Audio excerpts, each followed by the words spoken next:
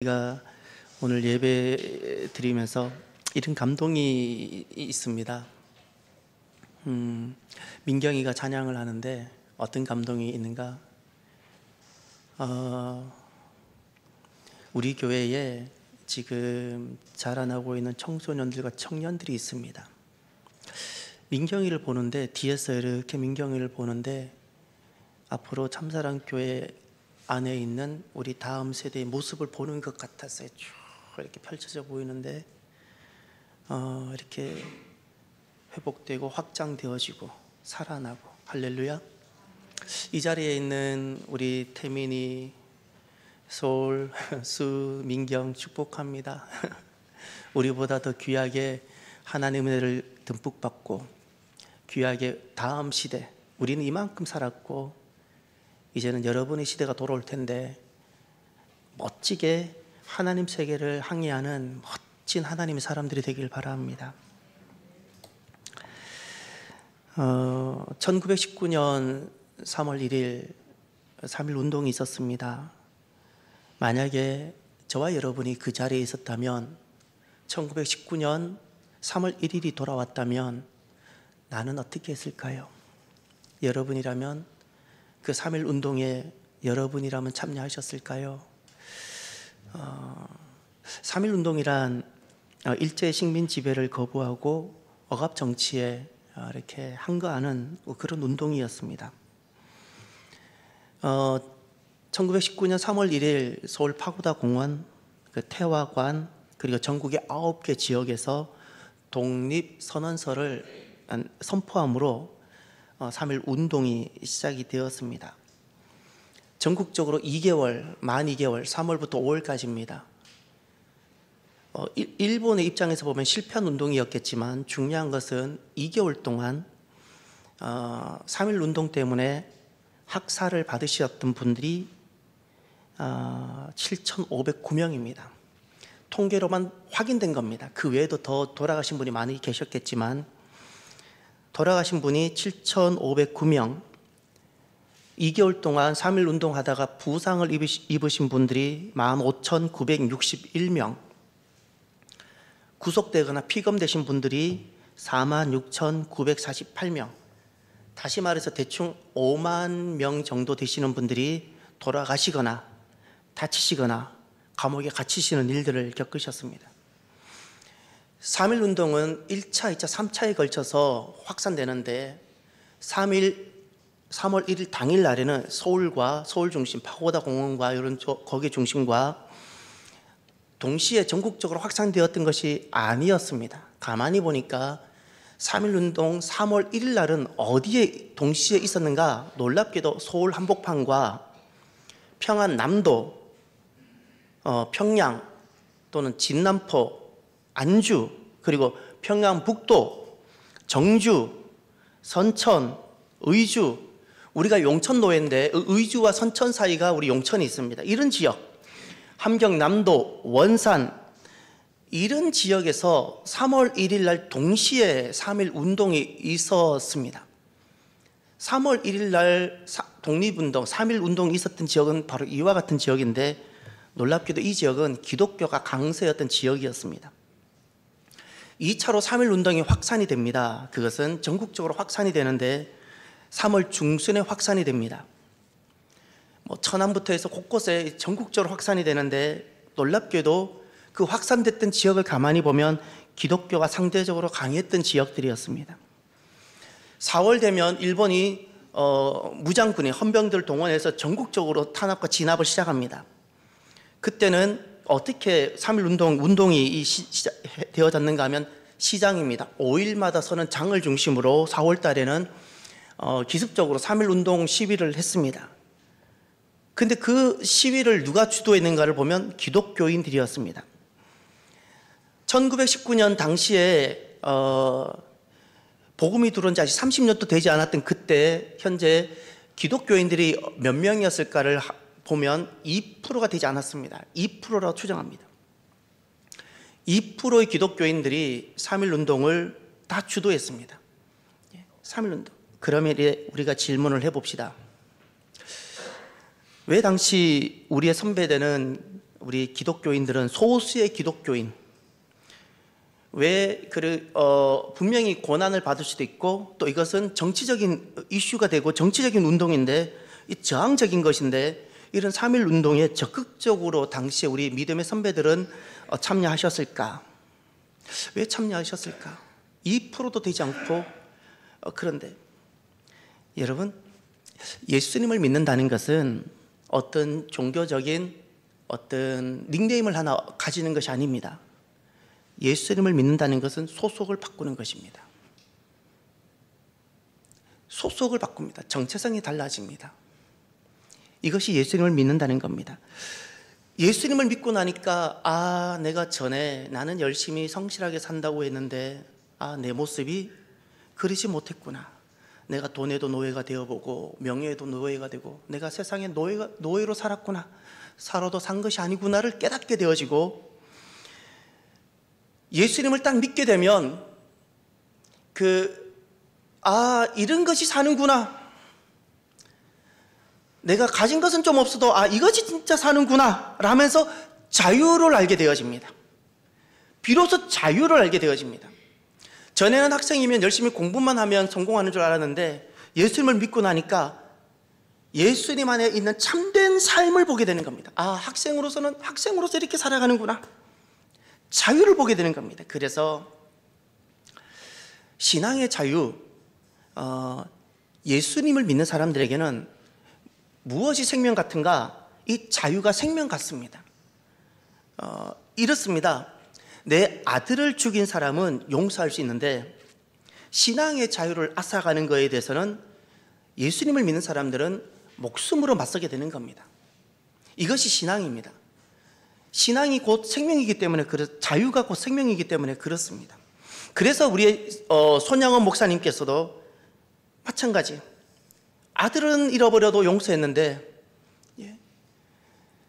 신앙을 끝까지 지켜갑니다. 공산주의 앞에서 순교하면서까지.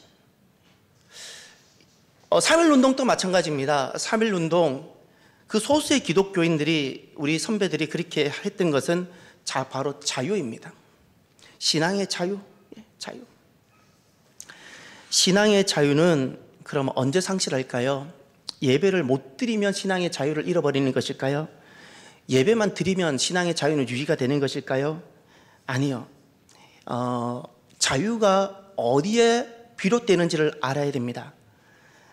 우리가 자유를 알려면 주권이라는 걸 알아야 되는데 그러려면 국가를 이루는 3요소를 한번 생각해 보시길 바랍니다. 이제 그러면 국가는 무엇을 이루어지는가요? 하나가 영토입니다. 두 번째가 그 영토 안에 있는 거주민입니다. 이거를 국민이라 부릅니다. 영토 안에 사람이 있어야 됩니다. 영토 밖에 있으면 효력이 없습니다. 영토 안에 있어야 됩니다. 세 번째가 주권이라고 합니다. 요 세 가지가 있어야 국가가 형성됩니다. 그러면 여기서 주권이 무엇인가를 다뤄보시길 바랍니다. 주권이라는 것은 가장 중요한 권리인데 가장 중요한 권리, 어떤 권리인가? 의사결정의 권한을 말하는 겁니다. 의사결정의 권한. 우리 고종 마지막 시대 때 구한말 일본으로부터 외교권이라는 것을 박탈을 당하죠. 한일 합방이 오기 전에 외교권을 먼저 박탈을 당합니다. 그 문제가 왜 큰 이슈가 되죠? 나라도 그대로 있습니다. 엄마, 아빠, 국민들 그대로 있습니다. 그런데 외교권 박탈이라는 것이 왜 심각한 문제일까요? 그것이 바로 자유가 없다는 겁니다. 내가 할 수 있는 것이 아무것도, 의사결정의 결정권이 우리에게 있지 않다는 것입니다. 이게 자유입니다. 무엇이 신앙의 자유일까? 신앙의 자유라는 것은 단순히 내가 교회를 내가 나올 수 있다고 그리고 예배를 드린다고 자유가 있다고 말할 수 없고요. 예배를 교회가 결정하는 겁니다. 시즌에 따라서 우리가 교회 형태를 다양하게, 예배 형태를 다양하게 할지라도 그것은 교회가 결정할 때 교회가 결정하는 겁니다. 그것을 자유라고 말하는 겁니다. 이게 신앙의 자유입니다. 그리스도인들은 그리고 교회는 신앙의 자유를 이렇게 침탈을 받으면 저항하게 되는 겁니다. 그래서 참 자유가 중요합니다. 하나님 세계는 어떻게 펼쳐지고 형성되는가? 하나님 세계는 매우 자유로운 세계입니다. 하나님은 온통 이 자유의 세계를 만들어 가십니다. 이제 오늘 본문을 보시길 바랍니다. 오늘 본문에 하나님께서 하나님 나라를 만들어 가십니다. 영토와 국민과 주권을 가지시고 하나님 나라, 하나님 세계를 만들어 가시는데 아주 중요한 세 가지 단어들이 등장합니다. 먼저 4절 한번 보시길 바랍니다. 이것이 천지가 창조될 때에 하늘과 땅의 내력이니 여호와 하나님이 하늘과 땅을 만드시던 날에, 아멘. 창조라는 단어 보이죠? 창조. 창조라는 것은 하나님이 만드셨다라는, 하나님이 만드신다라는 단어이고, 내력이라는 단어가 있죠. 이것은 대단히 잘 안 쓰는 단어이고 어려운 단어인데 우리가 잘 알고 있는 단어로 바꾸면 족보 같은 겁니다. 하늘과 땅의 족보가 이와 같다. 역사가 이와 같다. 그래서 두 단어를 합치면 이런 겁니다. 창조 역사를 말하는 겁니다. 하나님께서 하나님 세계는 어떻게 만들어지는가?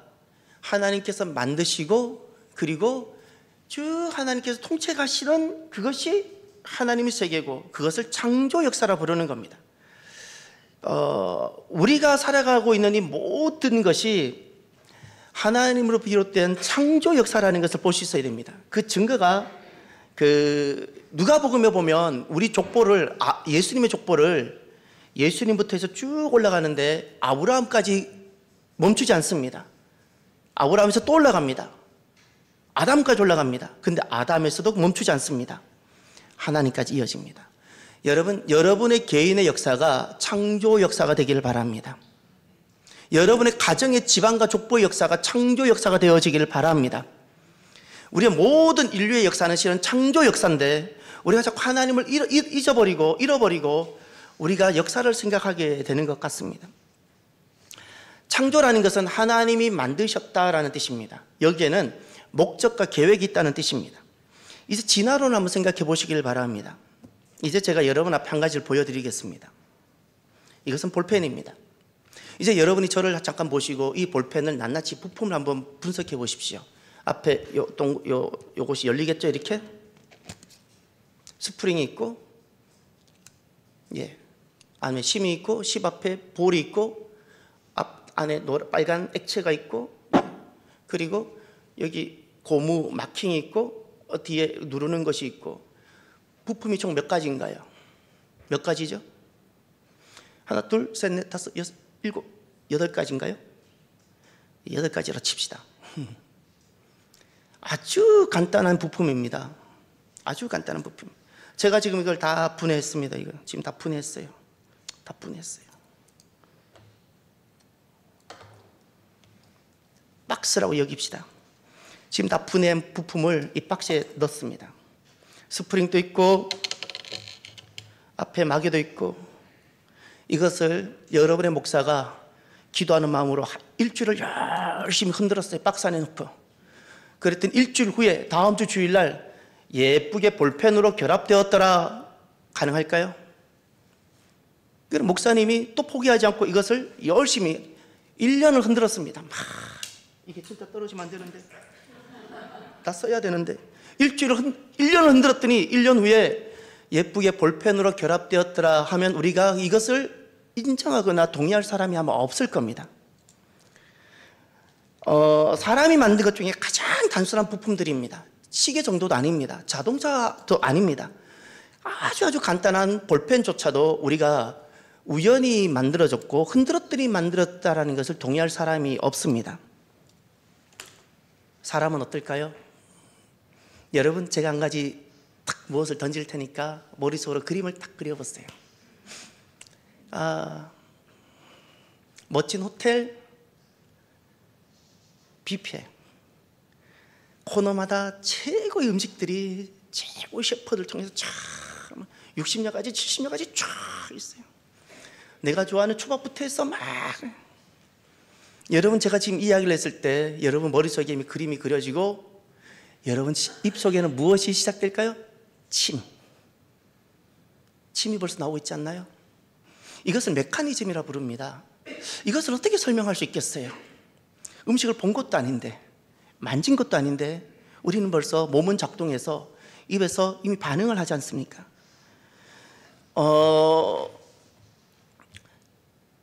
진화론자는 그렇게 말을 합니다. 원시 대기가 어떻게 스파크가 일어났더니 코아셀레이트가 되고, 그것이 심해 30성분의 1의 가능성을 가지고 어떻게 스파크가 어떻게 하더니 아미노산이 되고, 그것이 또 10의 30성분의 1로 어떻게 해서 단백질이 되고, 아메바가 되고, 물고기가 되고, 양서류가 되고, 파충류가 되었다가 포유류가 되고, 원숭이가 되었다가 사람이 됐다, 이렇게 이야기를 합니다. 그들의 이론으로 이제 반박을 해보면 이런 겁니다. 그들도, 과학자들이나 진화론자들도 이렇게 말을 합니다. 종에서 종은 변하지 않는다. 이걸 종불변설이라 말합니다.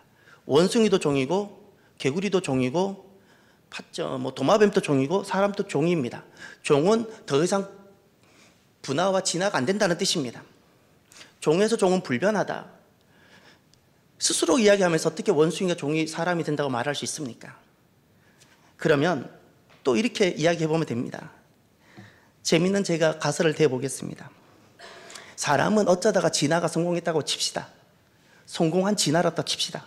그러면 성공하지 못한 수많은 진화가 있어야 되는 겁니다.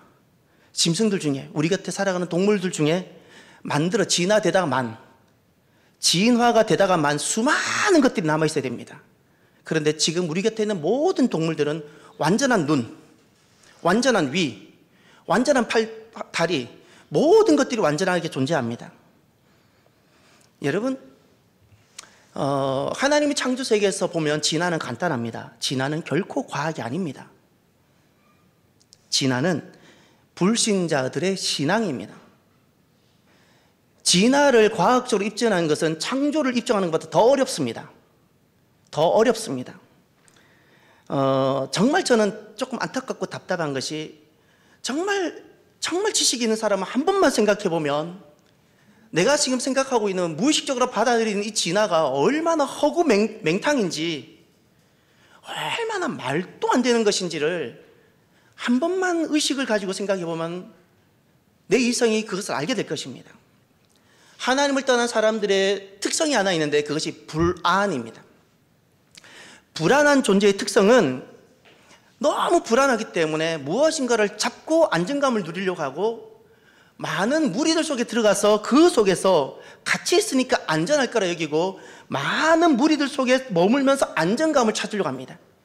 그래서 사람들이, 그래도 의식 있고 양심 있는 사람들은 이 진화론이 얼마나 허구적이고 그렇지 못한가를 알면서도 말을 못하는 것은, 내가 그 속에서 왕따를 당하고 내가 그 속에서 내가 생존하지 못할까 봐. 사랑하는 성도 여러분, 하나님은 세상을 창조하셨습니다. 하나님은 여러분을 만드셨고 하나님은 세상을 창조하셨습니다.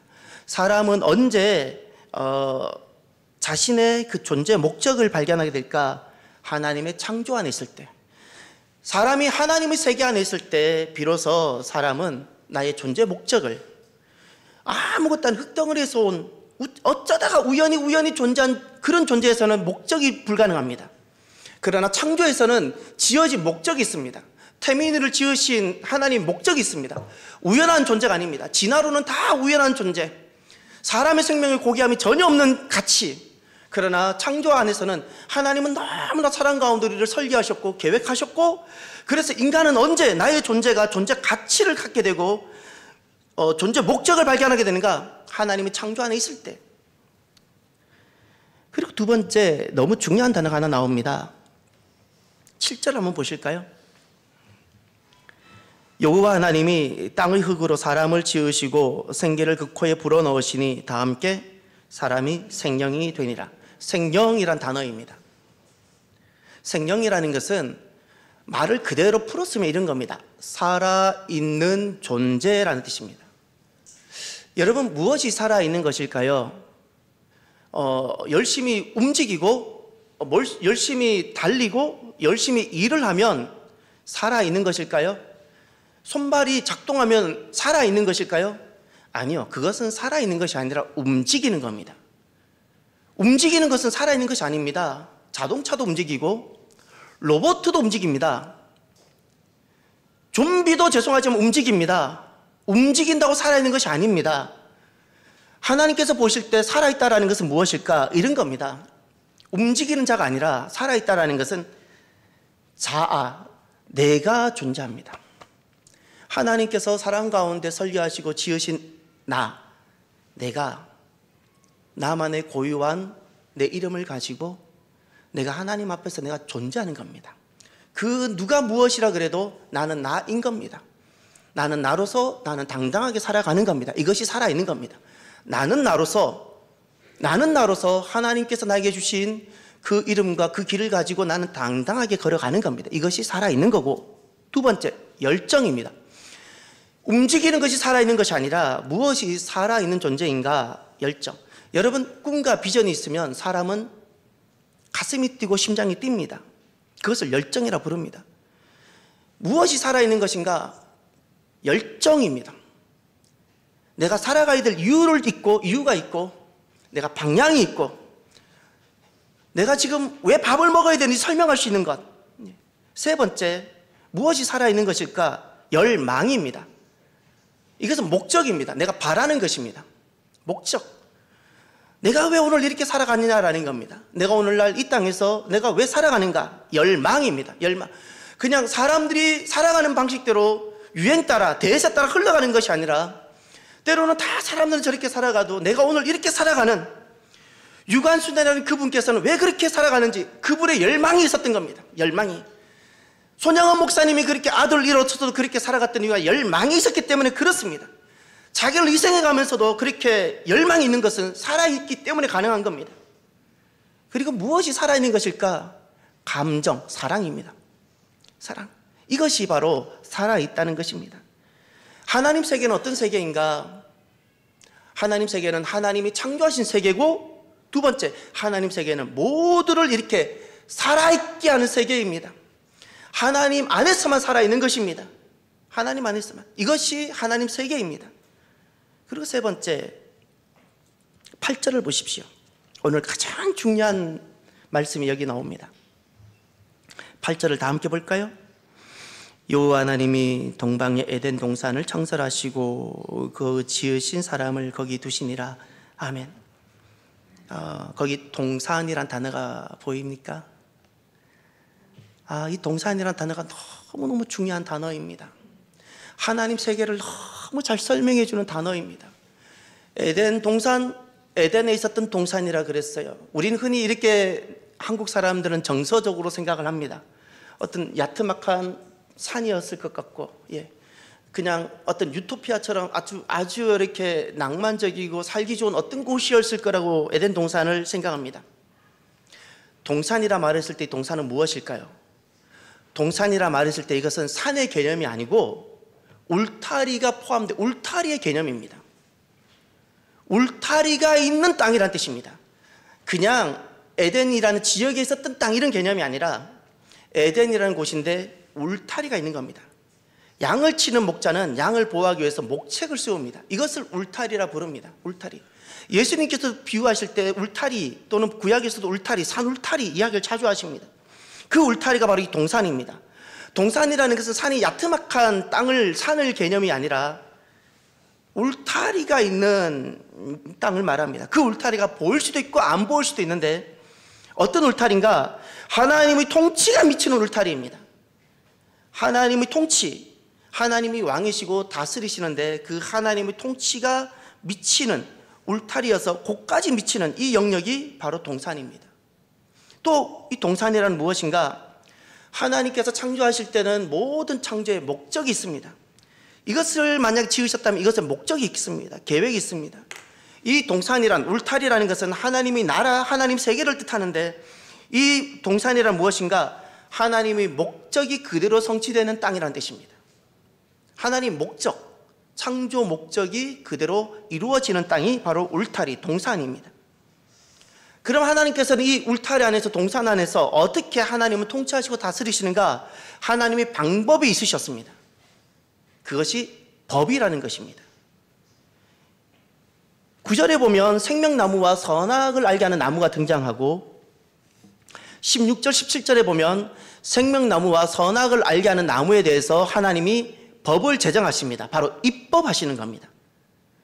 하나님은 우리가 흔히 말해서 국가는 정부는 입법부가 있고 행정부가 있고 사법부가 있는데 하나님은 그 주권을 가지시고 하나님은 친히 우리에게 입법하시고 그리고 하나님은 통치, 행정, 다스리시고 그리고 그걸로 우리를 사법, 심판도 하십니다. 재판도 하십니다. 하나님 어떻게 입법하셨는가를 보십시오. 16절, 2장 16절 중반절 동산 각종 나무의 열매는 내가 임의로 먹되 선악을 알게 하는 나무의 열매는 먹지 말라. 내가 먹는 날에는 반드시 죽으리라. 이것은 두 나무의 질적 존재 차이를 말하는 것이 아닙니다. 두 나무가 하나는 먹으면 우리에게 너무 해롭고 하나는 먹으면 좋은 나무 이런 뜻이 아닙니다. 하나님이 법으로 세우셨습니다. 이거는 먹되 이거는 먹지 마라. 이것이 법입니다. 하나님은 이렇게 하나님의 통치 영역 안에 울타리 안에 통치 방법을 이렇게 법으로 하셨습니다. 그러면 무엇이 우리가 하나님을 거부하거나 하나님을 불신하거나 하나님을 부인하는 것일까요? 우리는 입으로 저는 예수님 안 믿어요. 난 이제 교회 안 나갈래요. 그렇게 해야 나는 하나님을 부인하는 것으로 생각할 것입니다. 이건 우리 입장입니다. 그럴 수 있습니다. 그런데 이제 관점을 바꾸어서 하나님 관점에서 한번 보시길 바랍니다. 하나님께서는 무엇을 너는 왜 나를 거절하느냐? 너는 왜 나를 불신했느냐? 너는 왜 나를 부인하느냐라고 하나님 입장에서 한번 보시길 바랍니다. 하나님은 어떤 것을 너는 왜 나를 부인했느냐? 너는 왜 목사라는 신분을 가지고 너는 왜 나를 부인했느냐? 너는 매주일마다 그렇게 교회를 봉사하면서 너는 왜 나를 부인했느냐? 주님은 어떤 것을 부인이라 말할까요? 법입니다. 하나님께서 우리에게 세우신 법입니다. 하나님은 이 법으로 통치하시는데 이 법을 우리가 거부할 때 하나님은 이 법을 하나님이 입법하셨습니다. 이 법으로 우리를 통치하십니다. 그리고 이 법으로 사법, 재판하시는데 우리가 언제 하나님을 거부하는가? 하나님이 세우신 이 법인 이 법을 내가 따르지 않고 내 소견대로 신앙생활을 내 뜻대로 할 때 그것을 너는 왜 나를 거부했느냐라고 말을 하는 겁니다. 그래서 왜 신앙생활은 말씀이 중요한가? 언제 내가 내 소견대로 살아가는 신앙이 되는가? 신앙생활을 말씀을 기준으로 하고 말씀을 청종하고 말씀을 따르지 않고 내 신앙적 경험과 종교 사회학적인 추론을 가지고 내가 신앙생활을 하는 것, 이것이 하나님을 실은 거부하는 것입니다. 그래서 신앙생활은 말씀이 기준이 되어져야 됩니다. 말씀이 기준이 되기 전까지는 나는 하나님 법에 내가 따르고 있지 못하는 것이 될 수 있습니다. 하나님께서는 이렇게 온 세계를 친히 창조하시고요. 창조하신 그 안에 있는 모든 하나님 세계 안에 들어오는 모든 것은 살아있게 하십니다. 살게 하십니다. 어떤 사람도 하나님 세계 안에 들어오면 다 살아납니다. 어떤 상처 입은 사람도 어떤 절망적인 사람도 하나님 세계 안에 들어오면 다 살아나게 됩니다. 살아나게 되는 큰 은혜가 있게 되어지길 바랍니다. 그뿐만 아니라 하나님은 하나님 세계를 이루어 가시는 영역, 울타리를 친 동산, 하나님 나라를 세워 가십니다. 오늘날은 이 교회가 이 동산입니다. 교회가 하나님 나라입니다. 여러분의 가정이 이 동산, 하나님 주권이 미치는 울타리로 쳐져서 하나님이 주권이 미치는 하나님의 법이 통용되는 그런 여러분의 가정이 동산이 되기를 바랍니다. 여러분의 인생의 기준이 말씀이 되기를 바랍니다. 근데 참 놀라운 사실이 마지막에 하나 나옵니다. 성경을 가만히 보면 창세기 1장 2장 완전한 하나님 세계가 등장하고 계시록 21장 22장 끝에 2장 완전한 하나님 세계가 등장하고 그 사이 나머지 전체 이 많은 성경의 말씀을 가만히 보면 끊임없는 우리들의 실패, 우리들이 하나님을 떠남, 죄, 이것으로 끊임없이 반복되고 점철되고 있는 것을 보여줍니다. 그런데 특징이 하나 있습니다. 우리는 계속해서 실패하고 하나님을 떠나고 내 소견대로 내가 원하는 대로 살아갑니다. 그런데 하나님은 그 하나님 세계를 포기하지 않으십니다. 이것이 성경이 보여주고 있는 말씀입니다. 하나님은 절대 포기하지 않으셨습니다. 노아 홍수 심판, 그 무시무시한 아담이 하나님과 맺었던 이 법을 그가 거부함으로 추방을 받습니다. 그리고 노아 홍수를 직면하게 됩니다. 노아 홍수 심판은 무지무지 끔찍합니다. 8명만 남기고 당시에 모든 생명을 다 진멸하고 없애버렸습니다. 우리는 그 심판이 너무 재앙처럼 느껴집니다. 그 노아 홍수 심판은 도무지 기대할 수도 없고 소망을 줄 수 없는 이 땅을 그래도 하나님을 버리지 아니하시고, 하나님께서는 하나님 세계를 다시금 이어가시고 포기하지 아니하시는 하나님을 보여주고 있는 것이 노아 홍수 심판입니다. 하나님은 다시금 시작하게 하시는 겁니다. 다시금입니다. 출애굽을 합니다. 외굽에서 잘 먹고 잘 사는데 왜 불편한 광야로 나가게 하셨을까요? 하나님께서는 하나님 세계를 만들어 가려고. 그런데 그 출애굽한 그들 하나님 광야에서 다 멸해버리십니다. 한 명도 약속하신 가나안에 들여보내지 않습니다. 왜 그러셨을까요? 하나님은 하나님 세계를 포기하지 않으시기 때문에 다음 세대를 통해서 하나님 세계를 만들어 가시고자 전 세대를 다 멸해버립니다. 이스라엘이라는 나라가 가나안 땅에 세워집니다. 그러나 그 이스라엘 나라가 하나님 앞에 그대로 순종하지 못하고 우상도 섬기고 성전 안에 바알 아세라 상도 갖고 들어옵니다. 하나님은 그 나라를 완전히 멸해버립니다. 왜 멸했을까요? 포로되게 합니다. 왜 포로되게 하셨을까요? 이것은 하나님 세계를 포기하지 아니하시는 하나님을 보여줍니다. 그 포로, 소수로 인해서 다시금 하나님 나라를 이루어 가시는 겁니다. 성경이 보여주고 있는 너무 중요한 것이 하나 있습니다. 하나님이 지으신 하나님 세계, 하나님 다스리시는 하나님 세계, 그 울타리 쳐서 하나님 나라를 만들어 가시는 그 하나님 세계, 하나님께서 하나님 세계를 포기하지 않으신다는 겁니다. 이것이 성경에 증거하고 있는 겁니다. 그래서 하나님은 끊임없이, 우리는 게을러도 하나님은 그 구원을 하나님이 게으르지 않습니다. 우리가 이번에도 커맨시 한다고 그럽니다. 우리는 내 문제가 아니니까, 내 사업의 문제고 내 질병의 문제면 우리는 잠을 자지 않고 그 문제를 다루겠지만, 내 다른 사람 영혼의 문제고 다른 사람 죽어가는 문제이니까 커맨시가 전혀 내게 다가오지 않습니다. 단 한 번도 우리는 적극적으로 참여하지 않을 수도 있었습니다. 그러나 잊지 마십시오. 하나님이 그 일을 하십니다. 하나님 하시는 겁니다. 사랑하는 성도 여러분, 그래서 오늘 말씀을 마무리하면서 이제 우리가 4주간 매일 새벽마다 이번 첫째 주간은 하나님 세계라는 그 주제를 가지고 하나님께서 창세기부터 모세오경에 어떤 하나님 세계를 펼쳐지고 계시는지 보여주신 것을 우리는 보게 될 겁니다. 파노라마처럼, 영상처럼. 그 다음 주는 가나안 땅에 이제 나라가 세워집니다. 이스라엘이라는 나라가 드디어 세워집니다. 그 이스라엘 나라가 세워졌다가 어떻게 망하는지, 그 사이에 하나님 어떻게 하나님 세계를 만들어 가시는지를 우리는 파노라마처럼 보게 될 겁니다.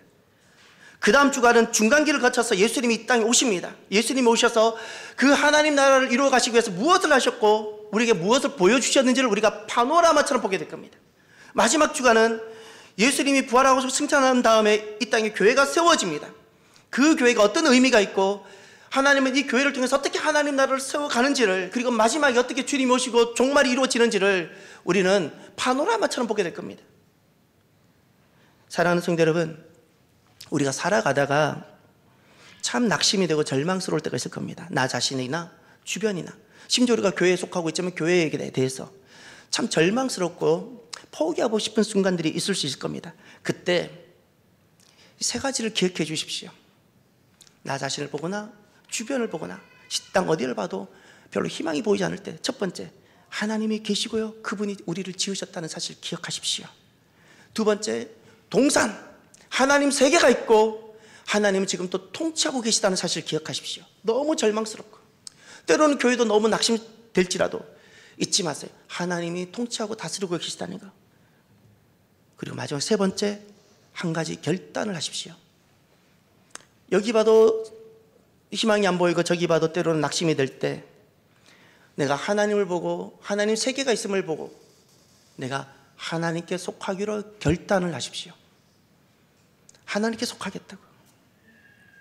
오늘 이제 우리가 말씀을 마무리하면서 이 찬양을 같이 나누고 싶습니다. 우리에게 찾아오는 고난들이 있고 우리에게 찾아오는 슬픔이 있고 아픔이 있습니다. 그때 불평하고 원망을 하고 싶을 겁니다. 너무너무 견디기 힘든 순간, 그때 주님이 일하고 계시잖아요. 하나님이 지으셨고 지금 또 다스리시며 일하고 계십니다. 그 고백을 하면서 힘을 내는 저와 여러분이 되길 바랍니다.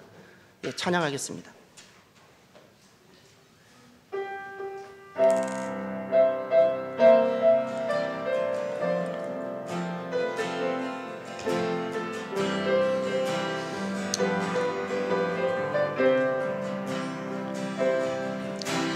왜 나만 겪는 고난이냐고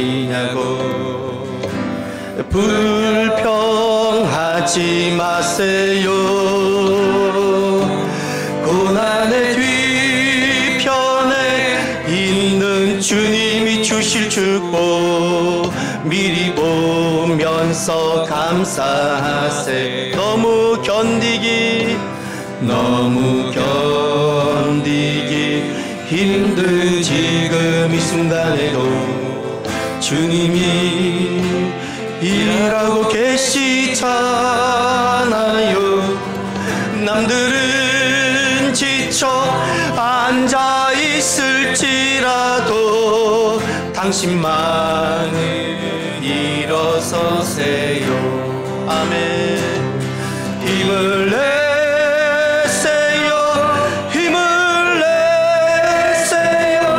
주님이 손잡고 계시잖아요. 주님이 나와 함께함을 믿는다면 어떤 역경도 이길 수 있잖아요. 왜 이런 슬픔 찾아왔는지 원망하지 마세요. 당신의 잃은 것보다 주님께 받은 은혜 더욱 많음에 감사하세요. 너무 견디기 힘든 지금 이 순간에도 주님이 일하고 계시잖아요. 남들은 지쳐 앉아 있을지라도 당신만은 일어서세요. 힘을 내세요. 힘을 내세요. 주님이 손잡고 계시잖아요. 주님이 나와 함께함 믿는다면 어떤 고난도 견딜 수 있잖아요. 너무 견디기